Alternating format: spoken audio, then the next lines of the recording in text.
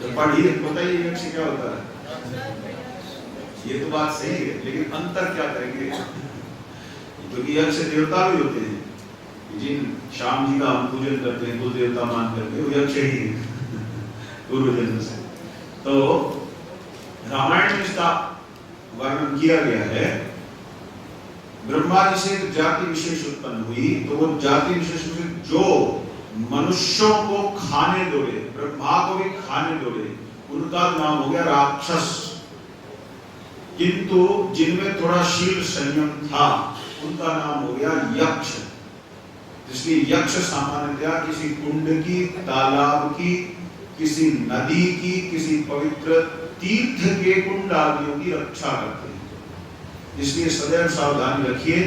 आप किसी तीर्थ में जाएं अथवा किसी गांव देहात में कहीं भी जाएं, जल से युक्त जो विशेष स्थान हो, कोई तालाब हो, कोई कुंड हो, कोई कुआं हो, कोई नदी हो, तो उसके पास बैठकर कभी खाना नहीं चाहिए, अन्यथा यक्ष का दोष आपके जीवन में लग जाता है। और यक्ष का जो कोप है, याद है ना, पांडवों को भी लुढ़का दिया था, पांचों को। तो जय हो युधिष्ठिर महाराज की तो खेल बिगड़ गया था, कहा था महाभारत, यक्ष कोपी को हुआ था, तो युधिष्ठिर महाराज ने बचा लिया सबको। तो इसलिए यक्षों के कोप से बचने के लिए किसी भी जल राशि के प्रति अपराध नहीं करना चाहिए। आजकल लोग करते हैं, हरिद्वार में भी जाते हैं, गंगा जी की सेवा करने नहीं, राफ्टिंग करने जाते हैं। राफ्टिंग क्या है भाई? उद्दंडता है गंगा जी के अंदर घुस करके। गंगा राफ्टिंग के लिए बनी क्या? गंगा पूजनीय है, गंगा की आराधना करनी है। आप सबको भी एक नियम बनाना चाहिए, क्या प्रतिदिन गंगा जल 1 चम्मच पीना चाहिए, बहुऔषधि है। और भी कई तरह की दवाइयां खानी पड़ती है, 1 चम्मच दवा यूं ही लेनी चाहिए, आदि शंकराचार्य जी ने कहा है।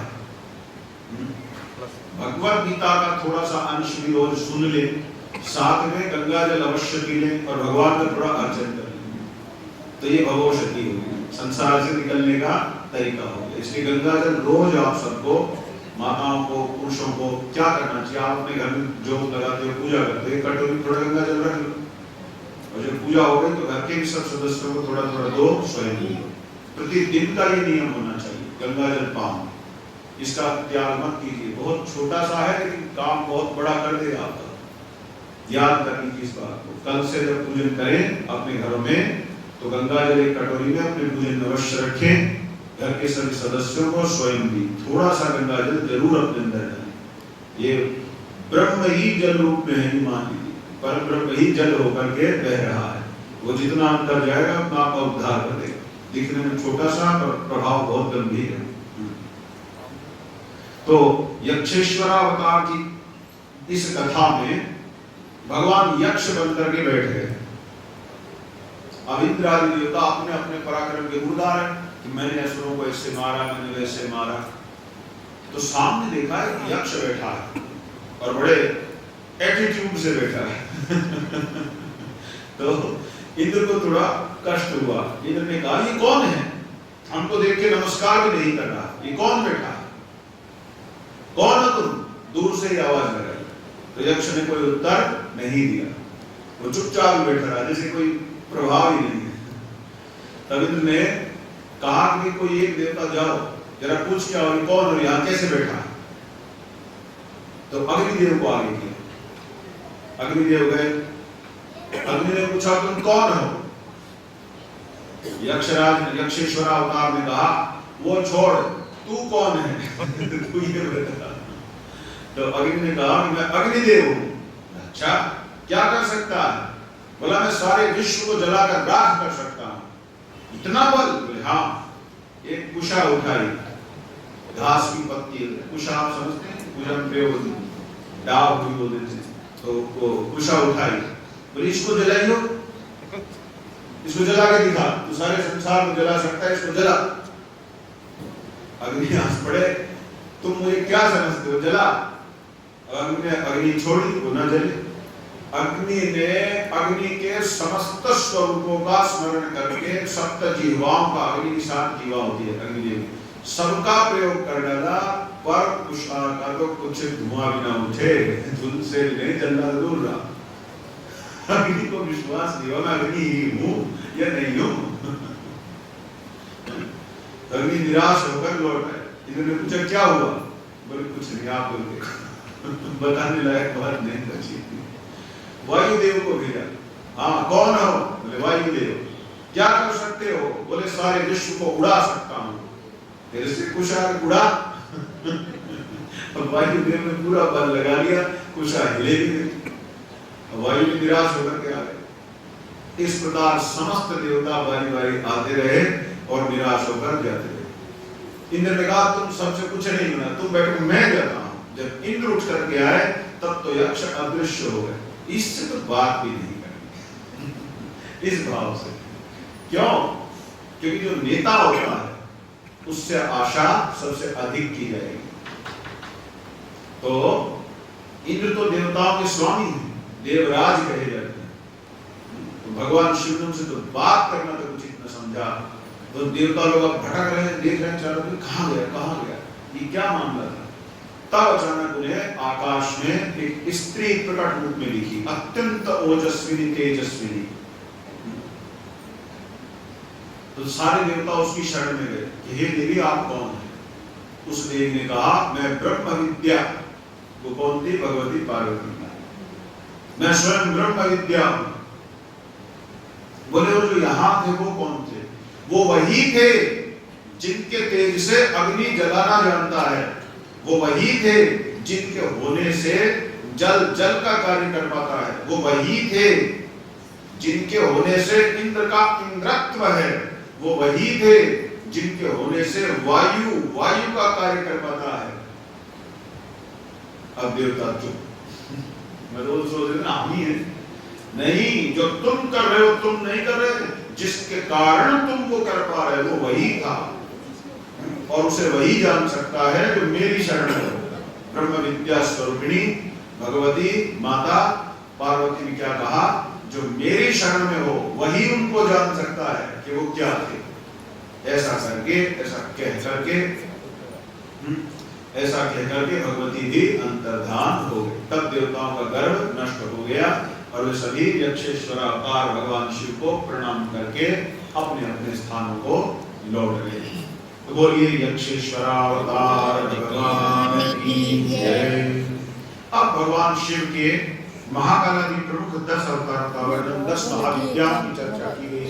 10 महाविद्याओं के प्रसंग में सबसे पहले महाकाली और महाकाल, फिर भुवनेश्वरी और भुवनेश्वर भी कह सकते हैं। ये 10 महाविद्या है। इस प्रकार से वो थोड़ा गूढ़ विषय है, मैं नहीं चाहता उसमें अधिक प्रवेश करें। 10 महाविद्या और 10 महाविद्याओं के 10 भैरव, इन सब के अवतार की शिव पुराण में संक्षेप से ही चर्चा की गई है। इसके बाद शिव जी के 11 रुद्रावतारों का वर्णन, जैसा मैंने आपको अभी बताया थोड़ी देर पहले। भगवान स्वर्ग के देवताओं की रक्षा के लिए स्वर्ग में 11 रुद्रों के रूप में रहते हैं, जिससे देवताओं को कोई कष्ट न हो। फिर शिव जी के दुर्वासा अवतार की कथा। दुर्वासा कौन है? भगवान शिव का अवतार है। एक बार लोग दुर्वासा की बात पूछ देते, ये तो सब कुछ नहीं है। सौर पुराण के आधार से वर्णन प्राप्त है। दुर्वासा को भगवान शिव ने तपस्या से प्रसन्न होकर दुर्वासा को वरदान दे रखा है कि यद्यपि क्रोध तप का नाश करता है, परंतु तुमको हमारा वरदान तुम्हारा नाश नहीं कर पाएगा। इसलिए दुर्वासा की लपेट में जो आता रगड़ देते, क्योंकि उनके तप का नाश शिव के वरदान के प्रभाव से क्रोध नहीं कर पाता। सामान्यतः क्रोध नाश कर देता है तपस्या का, लेकिन दुर्वासा की विशेष स्थिति हो गई। भगवान श्री कृष्ण को भी नाचना चाहे बता आपको। शास्त्र कथा थी, दुर्वासा जी पहुंच गए एक बार श्री कृष्ण के यहाँ, भोजन कराओ, थोड़ा ऐसे ही बोलते, रोग में रहते हैं, थोड़ा डर लगता है उनकी भाषा से। बोले हाँ दुर्वासा ऋषि, दुर्वासा मुनि ने श्री कृष्ण से कहा, भगवान हाथ हमारा हो भाग्य, आप यहाँ भोजन करने, प्रभु बैठिए, आदेश करें, क्या भोजन करें। वो श्राप देने के मूड नहीं रहती। तो बोले खीर बनवाओ, ठीक तुरंत आदेश दिया खीर। कौन बनाएगा? ये बनाएंगे दास दासियां। क्यों, तुम्हारी पत्नियां लाट साहब है क्या? उनको कहो कि खीर बनाए। बोले ठीक है वही बनाए। तो पत्नियों को खीर बनाने क्या किया, पत्नियां खीर बनाती, ठीक, यहाँ भी बच गए। अब अगले राउंड में खीर बन करके आ गए। अब खीर परोसी गई, जल्दी जल्दी किया जाएगा, सब है बस कहीं कोई त्रुटि ना हो जाए और वो रगड़ दे। तो जैसे ही खीर परोसी गई, ऐसी खीर खिला दे, मुंह जलाओगे तेरा फूंकना चाहते हो, इतनी गर्म रखते हैं क्या? अब एकदम से ठंडी कैसे गर्म तो रहेगी, ना रखे तो इतनी देर क्यों लग रही, इतना विलंब क्यों हो रहा है? सब प्रकार से परीक्षण। अब खीर आ गई। अब बोले अब देखना है ये कितनी ठंडी है या नहीं। बोले अभी देखता। तू क्यों देखेगा, मैं बताऊंगा कैसे देखना। आप आज्ञा करो महाराज, कैसे चेक करें ठंडी है कि नहीं। बोले इसमें हाथ घुसा, उठा, श्री कृष्ण से ऐसे बात करें और अपने शरीर में लेपन कर, देखते हैं शरीर जलता है कि नहीं जलता है तो गर्म, नहीं जलता ठंडी। तो भगवान कुछ नहीं बोलते, चुपचाप खीर उठा और अपने शरीर में लीपते हैं, शरीर तो जले गए गर्मा गर्म खीर से। फिर कहते हैं नहीं मुझे नहीं खानी, अब मूड बदल गया, कुछ और भोजन कराओ। वो कुछ और भोजन किया, अब भोजन कर लिए, अब भोजन करके शाम में देख रही तो किसी तरह से भी क्रोध में आ ही नहीं रहे, भड़क ही नहीं रहे, मैं इनको इतना परख रहा हूँ, टेस्ट कर रहा हूँ। तो फिर बोले अब मुझे भ्रमण करना है, द्वारका नगरी घूमना है। अच्छा, भगवान ने तुरंत रथ मंगवाया, रथ आगे खड़ा हो गया। जब रथ आया तो दुर्वासा ने कहा आइए प्रभु बैठिए, बैठ गए। चलाए रथ, क्यों? घोड़े क्यों रथ को चलाएंगे, अपनी पत्नियों को बुलाओ, उनको जोड़ो रथ में, वो रथ खींचेंगे। सारी पत्नियां आ रही, भगवान के रथ में खींचो। अब चाबुक लेके बैठे, दे देना घोड़ों को चला। तो पूरे पूरे के पूरे नगर का भ्रमण कराए, फिर प्रसन्न हुए, जाकर मान गए। बोले हे कृष्ण तुम वास्तव में कृष्ण हो, मैंने तुम्हारा हर प्रकार से परीक्षण किया और इतना कठोर विधि से परीक्षण किया, किंतु फिर भी तुम मुस्कुराते ही रहे और तुम सब परीक्षाओं में पास थे। फिर तो भगवान बनी को वरदान देकर के विदा हो गए। ऐसे है दुर्वासा जी, उनसे भला कौन बच सकता है? उनसे कोई बच नहीं सकता, तो कृष्ण ही बच सकते। श्री कृष्ण के अलावा किसमें इतना धैर्य होता जो तो झेल सकता था।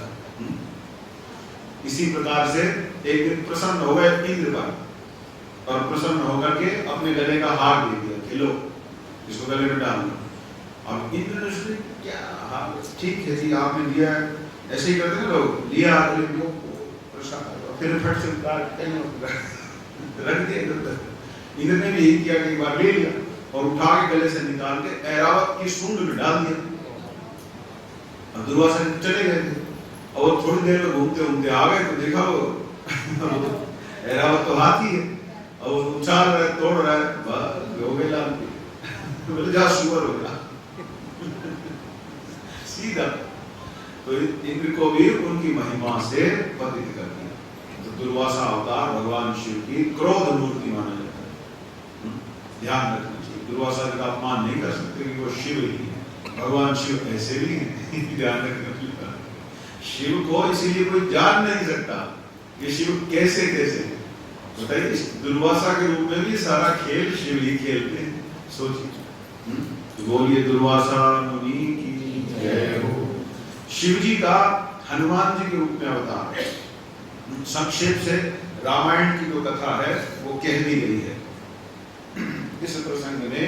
और फिर हनुमान जी की महिमा में कहा है कि प्रत्येक मनुष्य को हनुमान जी की लीलाओं का स्मरण करना चाहिए। हनुमान जी की लीलाओं का स्मरण करने वाले के जीवन में कोई कष्ट नहीं आते, क्योंकि हनुमान जी 11 रुद्र माने जाते हैं। ठीक, तो बोलिए हनुमान जी महाराज की जय। फिर महेश्वर अवतार वर्ण क्रम में अंबिका के शाप से भैरव का वेताल रूप में पृथ्वी पर प्रकट होना, शिव के वृषेश्वर अवतार वर्णन के प्रसंग में समुद्र मंथन की कथा, भगवान ने वृषभ होकर के ही भूमि को खोदा था जिससे समुद्र आदियों का निर्माण हो सका। विष्णु जी द्वारा भगवान शिव के वृषभेश्वर अवतार की स्तुतियां की गई हैं। भगवान शिव के पिप्पलाद अवतार का वर्णन वो हम आपको कल ही शायद सुनाए, पद्मा की कथा, धर्मराज को शाप देकर 4 युगों का निर्माण किया, तो वही कथा यहाँ विस्तार से आई है। तो पिप्पलाद ऋषि भी कौन है? शिव के ही अंशावतार माने जाते हैं। कई बार लोग सोचते हैं कि शिव जी थोड़ी अवतार लेते हैं, अवतार लेना तो काम बस विष्णु भगवान का है, ऐसी बात नहीं है। आप सुन रहे कितने सारे उनके अवतार। फिर राजा अनरण्य की पुत्री, अच्छा वो तो पिप्पलाद अवतार की बात है। फिर भगवान शिव विजेश्वर अवतार के रूप में आए, ब्राह्मण के रूप में अवतरित हुए। कहाँ? पार्वती जी के घर में ब्राह्मण बन करके गए थे, तो उसी को यहाँ गिना है। नल और दमयंती के पूर्व जन्म की कथा शिव पुराण में प्राप्त है। महाभारत से सुने होंगे, नाम तो सुना होगा नल और दमयंती, है ना? नल दमयंती की कथा बड़ी प्रसिद्ध है। तो नल और दमयंती, नल और दमयंती कैसे बने, ये शिव पुराण में उद्घाटन है। नल दमयंती की तो हम जानते हैं, लेकिन नल दमयंती कैसे बने, यहाँ इसकी थोड़ी चर्चा कर लेते हैं। वास्तव में एक भील और भीलनी का जोड़ा वन में रहता था, और ये दोनों ही अपने अपने कर्म में ही लगे रहते थे। भगवान शिव को इन पर बड़ा अनुग्रह करना था, तो भगवान एक सन्यासी का रूप धारण करके, दंडी सन्यासी बन के इनकी कुटिया पर आए और बोले कि भाई रात्रि होने वाली है, तो जंगल से मुझे यात्रा करनी, तो तुम मुझे कुटिया में ठहरने का स्थान दे दो, सुबह में चला जाऊंगा।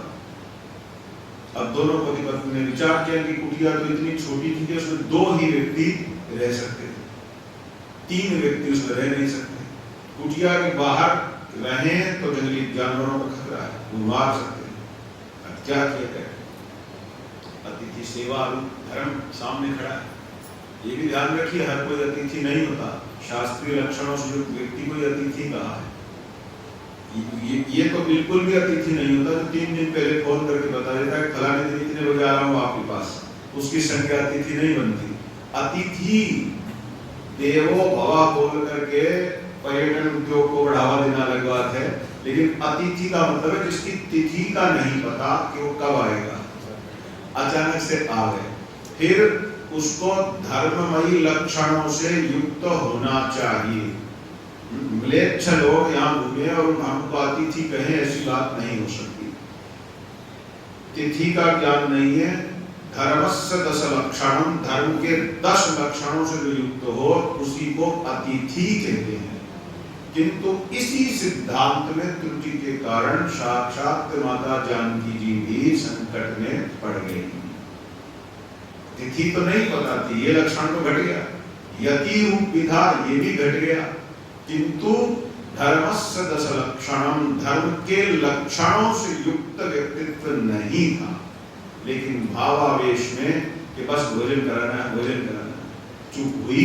यद्यपि वो लीला है, भगवती का कोई दोष नहीं देखना है कहीं भी, लेकिन लीला में जब हम एक स्त्री रूप में देखेंगे तो यहाँ चूक हो गई। अभी भी होता है ना, घर में कोई आ गया मांगने वाला, कोई नहीं, दे दो बाबा है, साधु है, दे दो, ऐसे हम करने लग जाते हैं। गेरुआ वस्त्रधारी यदि सच में सन्यासी है तो धन लेगा ही नहीं, आप दोगे तब भी नहीं लेगा। स्मृतियों का प्रमाण है, गेरुआ वस्त्रधारी सन्यासी को धन और सफेद वस्त्र देने से गृहस्थ में संकट आएंगे और उस सन्यासी के सन्यास धर्म में संकट आएंगे।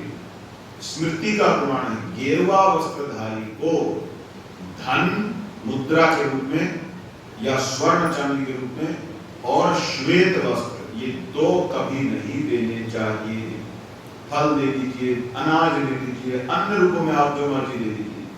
ये और बात है कि उनको कुछ चाहिए नहीं, उनको धन ही चाहिए। कलयुग का प्रभाव ऐसा है। लेकिन जो बुद्धिमान विद्वान होंगे वो नहीं लेंगे। गेरुआ वस्त्र, सावधानी से, गेरुआ वस्त्रधारी को, फिर तीसरी बार कह रहा हूं अपनी बात को थोड़ा जोर देना चाह रहा हूं, इसीलिए धन श्वेत वस्त्र का दान नहीं होता। आगे आप समझदार हैं कि सनातन धर्म की हालत क्या है। तो इस प्रकार से सन्यासी ने यहां तक धन मांगा और सफेद कपड़ा मांगा। भीलनी से क्या मांगा? रात्रि बिताने के लिए, पशु जंगल के हिंसक पशुओं से बचने के लिए केवल विश्राम की जगह दे। अब दोनों पति पत्नी अंदर जाकर चर्चा करते हैं कि ऐसा है, मैं, पति ने पहले कहा तुम अंदर रह जाना, सन्यासी महाराज रह जाएंगे और द्वार पर बैठा रहो। तो पत्नी ने कहा महाराज ये कैसे संभव है, मैं सेविका हूं, आप स्वामी, आप बैठे जागे और मैं सोऊं, ये तो नहीं हो सकता। नहीं, आप अंदर बैठिए, मैं बाहर बैठूंगी। तो उसने कहा कि क्या स्त्री को मैं अकेले रात्रि में बाहर बैठा सकता हूं? ये मेरा धर्म नहीं बनता। तो बहुत विचार होने के बाद निर्णय यही हुआ कि जो पतिदेव हैं वो बाहर बैठ जाएंगे। तो भगवान शंकर सन्यासी रूप में परख गए। अब वो पत्नी भी कुटिया के अंदर सो गई और सन्यासी उद्धारी शिव। जब सुबह हुई तो देखा वहां पर चंद हड्डियां पड़ी। वन का कोई हिंसक पशु भीलनी के पति को भक्षण कर गया और भीलनी बहुत दुखी हुई। जैसा भी टुकड़े टुकड़े 2-4 शरीर के मिले उनको उठाया, सन्यासी महाराज से कहती है कि आप मेरी बस एक छोटी सी सहायता कर दो। तो बोलिए क्या? बोले मैं अपने पति के साथ ही सती होना चाहती हूँ, क्योंकि ना मेरे पास संतान है ना कुछ हो गया और मुझे और कुछ चाहिए भी नहीं, मेरे समस्त इच्छाएं समाप्त हो चुकी। आप केवल चिता की व्यवस्था करने में मेरी सहायता करें। तो सन्यासी का ठीक है। देखो भगवान शंकर कितनी कठोर परीक्षा लेते है ना। व्यवस्था हो गई। जब भगवान शंकर सन्यासी रूप में खड़े हैं और वो बैठ गई स्त्री अग्निकुंड के ऊपर या चिता के ऊपर, तब अपना मूल रूप दर्शन करा। किसको? भीलनी। और भगवान शिव ने कहा जैसा विलक्षण तुमने अतिथि सेवा रूप धर्म का अनुष्ठान किया है, उससे मुझे पूरी तरह प्रसन्न तुमने कर दिया है। मैं तुम्हें यह वरदान देता हूं, एक जन्म में तुम नल और दमयंती के रूप में जन्म लोगे और फिर मेरे ही धाम में प्रवेश कर जाओगे। तो इस अतिथि सेवा रूप धर्म का पालन करने से देखिए कहां भीलनी और कहां महाराज नल और कहां महारानी दमयंती, कितनी ऊंची स्थिति में पहुंच गए। इसलिए धर्म के पालन का बड़ा महत्व है, उसे यूं ही नहीं माना जा सकता। ठीक, तो बोलिए नल दमयंती की जय हो। और भगवान शिव ने कितना कठोर परीक्षा ली। तो भगवान परीक्षा लेते हैं। परीक्षा किसकी लेते हैं? अच्छी परीक्षा कौन दे सकता है? जो अच्छे से पढ़ाई करता है। तो उसी तरह से अच्छी परीक्षा धर्म के क्षेत्र में कौन दे सकता है? जो प्रतिदिन धर्म का दृढ़ता से पालन करता है। नहीं तो जरा सी बात होती कहेगा कुछ नहीं, भगवान ने मेरा कोई ध्यान ही नहीं रखा, आए मेरे ऊपर ये संकट आ गया, आए मेरे ऊपर वो संकट आ गया, आज के बाद मैं मंदिर में जाने नहीं, छोड़ दिया नहीं, सब बेकार की बात है, कुछ नहीं होता। हो जाता है लोगों का ऐसा भाव। ऐसा भाव किनका होता है? जिन्होंने ईश्वर को कभी ईश्वर माना ही नहीं, उन्होंने तो एक फोकट में जुगाड़ बांधने वाला फ्री का इंतजाम माना था कि मैं मंदिर में जाऊंगा, 5 रुपए लगेंगे, काम बन जाएगा जरा। अगर नहीं बना बेकार टाइम वेस्ट किया, 5 रुपए भी बेकार गए, ऐसी भावना हो जाती। तो शास्त्र श्रवण और सत्संग के बल से जिनकी श्रद्धा बलवान है, वे तो ईश्वर से मांगने गए ही नहीं, वे तो ईश्वर का होने मंदिर जाते हैं। हे प्रभु कुछ लेने नहीं, मैं तो स्वयं को भी तुझे देने आया, तू मुझे भी अपना ही बना ले और बस इसके है ना। वल्लभाचार्य जी क्या कहते? श्री कृष्ण शरणम मम, क्या आप मेरे शरण में हैं? हे प्रभु मैं तो आपका होने आया हूं, मैं यहाँ कुछ लेने देने थोड़ी ना आया। भक्त की बात अलग है ना, सकाम कर्म कांडियों की बात अलग है, भक्त की स्थिति बहुत ऊंची जी।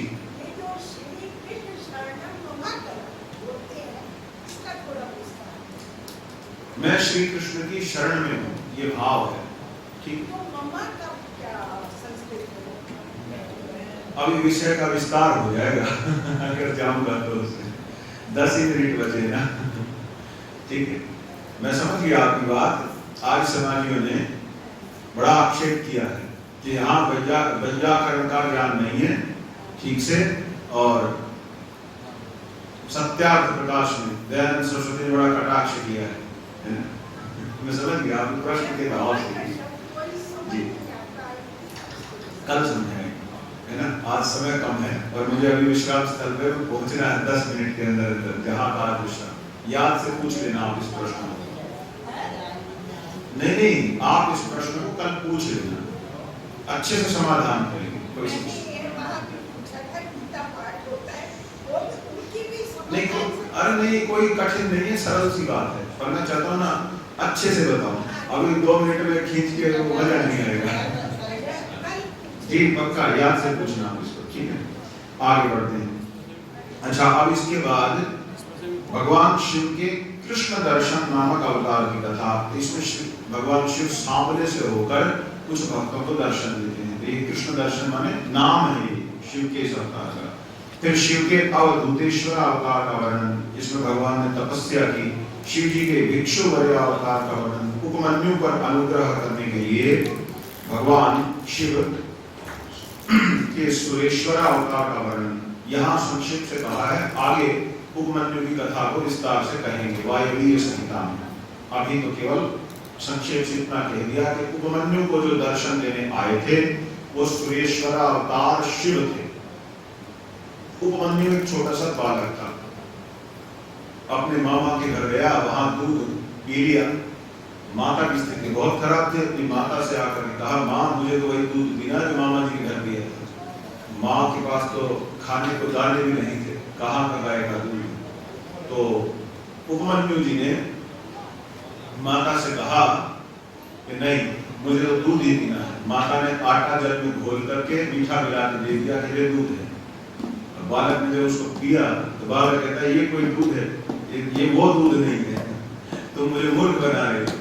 अब माता फूट फूट के रोने लगी कि कैसा समय है कि पुत्र जो है मुझसे कितनी छोटी सी स्वाभाविक वस्तु मांग रहा है और मैं उसको वो भी नहीं दे सकती। यही तो प्रारब्ध है, भाग्य के भोग है। देखिए वो धर्मात्माओं का युग था, दुनिया भर के लोग दान करने वाले होते थे, लेकिन जब भाग्य में कष्ट लिखा होता है तो व्यक्ति दानियों तक भी नहीं पहुंच पाता जहां से उसको खाने में वो दान की वस्तु प्राप्त हो सके। ये प्रारब्ध की महत्ता है। तो माता ने दुखी होकर कह दिया कि पुत्र, भगवान शिव की कृपा से ही सबको सब कुछ मिलता है। हमने ऐसे कर्म नहीं किए जो मैं तुझे ये अच्छे अच्छे भोज्य पदार्थ खिला सकूं, दूध आदि पिला सकूं। बालक ने बात पकड़ ली, माता भगवान शिव की कृपा से ही दूध मिल सकता है। बोले हाँ तो ठीक है, शिव जी से ही जाके दूध लेकर आऊंगा, तू चिंता मत कर। तो बालक ने पूछा कि भगवान शिव कहाँ मिलते हैं, तो कुछ ध्रुव महाराज की पसंद की तरह माता ने कह दिया, मैंने साधु संतों को वन में जाकर शिव जी को पाने के लिए तप करके देखा सुना, तो वहीं कहीं मिलते होंगे। तो उपमन्यु महाराज आ गए और उपमन्यु जी ने क्या किया, 2 ईंट यूं खड़ी की और 2 ईंटें ऐसे खड़ी की, हो गया छोटा सा मंदिर। मिट्टी से पार्थिव शिवलिंग का निर्माण किया, उसके अंदर रखा, उसी का पूजन अर्चन जैसा भी वन के फल फूल मिले उनसे किया और उसके सामने बैठ गए और भगवान शिव के नाम जप में डूब गए। विशेष तो कुछ था नहीं, ब्राह्मण पुत्र है इतना तो जानता ही है कि भाई भगवान का नाम लेना चाहिए और पार्थिव पूजा से शिव की प्रसन्न होता है। उपमन्यु ने अखंड तप आरंभ कर दिया, पार्थिव पूजन और पार्थिव के सामने शिव का नाम जप। अंततः भगवान प्रसन्न हो गए, भगवान शिव आए और उपमन्यु जी को दर्शन दिया। दर्शन दे करके बोले मांगो क्या मांगते हो। अब तो उपमन्यु जब भगवान के शुद्ध सच्चिदानंद विग्रह का दर्शन किए, भूल ही गए कि दूध मांग रहे हैं। छोटा सा बालक कुछ देख रहा है और रो रहा है। भगवान ने उपमन्यु के सिर पर हाथ फेरा, यूं लाड़। जैसे ही भगवान का स्पर्श हुआ, उपमन्यु चैतन्य हो गए। उपमन्यु का पूर्णत्व एकदम हो गया। उपमन्यु ने अद्भुत ढंग से भगवान की स्तुतियां की, स्तुति गान करके भगवान को प्रसन्न किया, दंडवत प्रणाम किया। भगवान ने उपमन्यु से कहा, तू मुझसे थोड़ा सा दूध मांगने आया था पुत्र, मैं तुझे क्षीर सागर देता, पूरा दूध का समुद्र देता।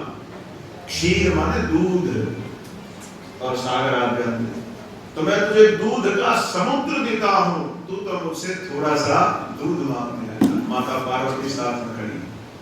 माता पार्वती ने कहा, उपमन्यु आज से तू मेरा पुत्र हुआ, और ये कहकर माता ने बालक को अपनी गोद में भर लिया। देखिए भाग्य उपमन्यु। माता च पार्वती, हम तो बोलते हैं, वो तो सच में ही हो गया।